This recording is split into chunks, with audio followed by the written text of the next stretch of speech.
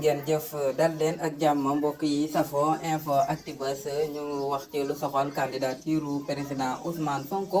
ak kàddu yi nga xamante ni kii di El Malick Ndiaye jiite li nga xamante ni mooy communication bu parti bii di Pastef dal dina koy xamle. ñu leen di fàttali nag la fin loola ngeen wéy di abonné te activer cloche de notification bi ngir rek bépp vidéo buy bàyyi ko fii ci info Actubuzz ngeen mën a bokk ci ñi koy njëkk am.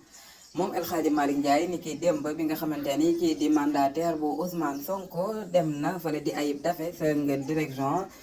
générale des élections ngir rek mën a récupérer li nga xamante ni mooy fichier de parrainage bu kii di Ousmane Sonko ngir lu ñeel élection présidentielle yi nga xamante ni ñu ngi ko nam ma amal ci atum 2024 le 25 février moom kii di Ayib Daffé ginnaaw bi mu xam leen ni kat fi nga xamante ni mooy DGE muy direction générale des élections la bañal nan ko ni ko daal duñ ko jox li nga xamante ni moom mooy fichier de parrainage yooyee ndax kii di Ousmane Sonko nekkul candidat wala bokk mënta nekk candidat ndax turam nekkul ci li nga xamante ni mooy fichier électoral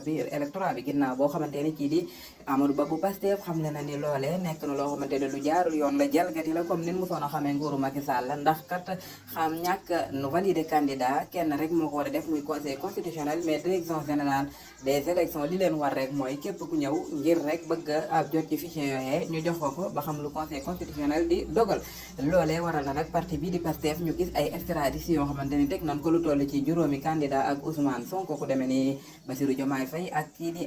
Birame Souleye Diop ba ci Guy Marius Sagna ak itam ki nga xamante ni moom moo di Abbas Fall ak ñeneen ñoo xamante ni teg nañ leen ngir kat ay stratégie yoo xamante ni dañoo bëgg rek fu Macky Sall la waxi ñoom parti bi di Pastef ñu daal di koy suul fexe ba élection yi daal ñu dem ci donte kii di Macky Sall ak ministre de l'Intérieur am jël nañ dogal xam na ni kat dañoo dissoudre li nga xamante ni mooy parti bi di Pastef. El Malick Ndiaye nag bu ñu sukkandikoo ci kàddoom moo xam le ni daal kii di Ousmane Sonko mooy seen candidat 2024 incha allah na patriote yi pare te waaj parrainage yi te xam ni kat dinañ woteel kii di Ousmane Sonko ndax kat moom mooy seen candidat kon daal moom El Hadji Malick Ndiaye mu ngi ñaax